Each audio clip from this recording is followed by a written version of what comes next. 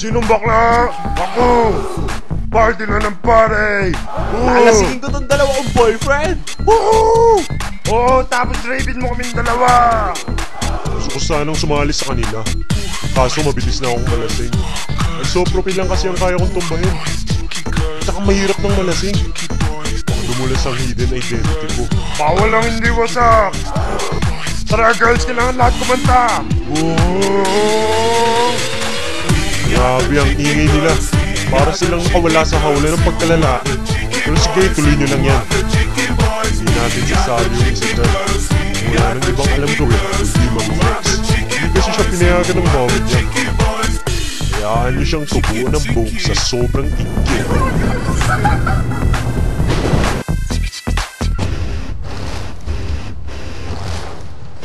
Lagyan nyo ng kembot! Tuso din siya, Charo. Ginalik niya muna ang malaki niyang alaga bago niya ito lumabas. Upang tubugin kaming mga bakla. Ay! Panganib ito, Charo. Sapagkat lahat ng matuhog nito ay nagdurugo. Ay! Ako rin sa mukha. Tutugin ka niyan! Tumuhad ka, dali! Tumuhad ka namin sana lang yan! Man mo ang matikas mga bakos ng data. Pasensya na, pero conservative ako. Hindi ako basta-basta tumutuwan. Paminsan gusto ko rin ako ang tumutuhog. Moral lesson. Malaki man ang alaga mo, wala rin itong silbi kung manlalamot lang ito sa gitna ng labanan. Ay! Ang haba naman yan. Huwag mo itutuhog sa akin yan, ha? Huh?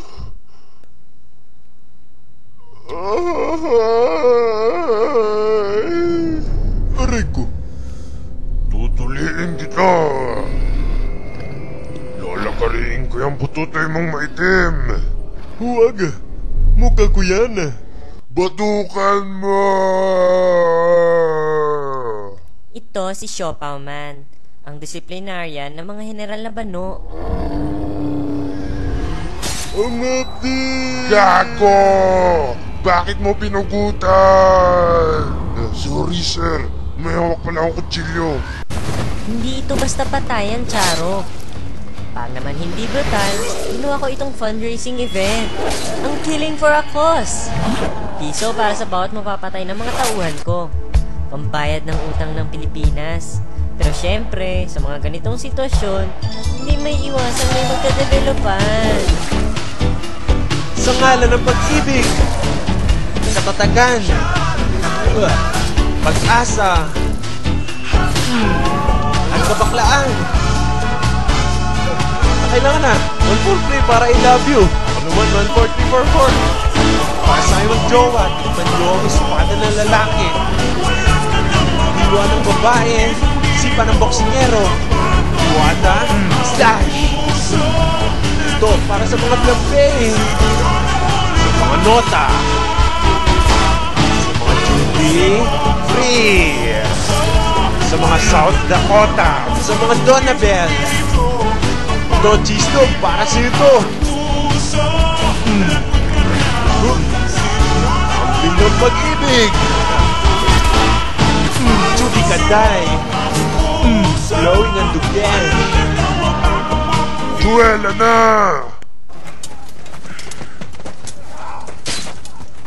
Uwi na tayo! Anak!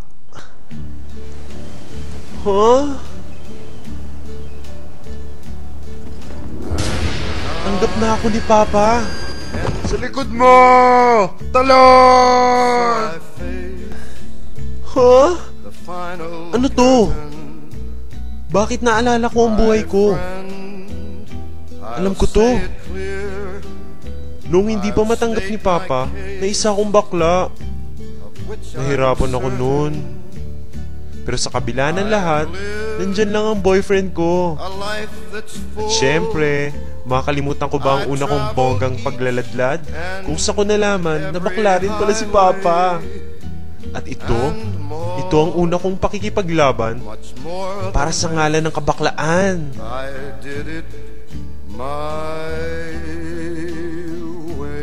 At dito, Dito sa gay party na ito. Dito kami nagkahiwalay ng landas ng virginity ko. Pero okay lang. Pananagutan naman daw niya kapag nabuntis ako. Pero may pagkatanga din tong boyfriend kong to. Paano naman ako mabubuntis? Hindi ba niya naisip na hindi pa ako nireregla? Ouch! Pero teka lang, may naalala pa ako. Ang unang beses na sinipan ako ng boyfriend ko. Ang saya ng buhay ko. Ang buhay ng isang bakla. Shit, lapit ako sa nanay mo. Hindi niya alam na sinama kita. Paano na yung mga pangarap natin? Paano na hindi mo sa gay bar?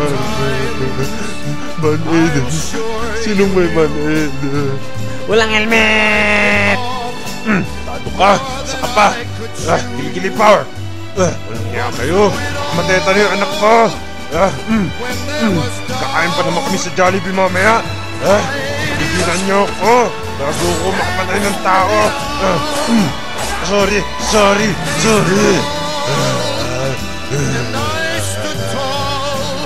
Anak! Ito sa pamilya!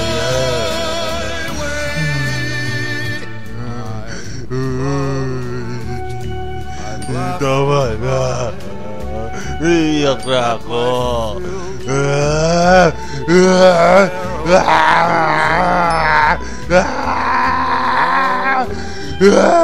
Buhay pa yan!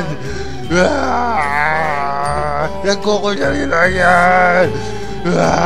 Conscious lang yan! Titigan nyo para ma-conscious! Kami di ulo!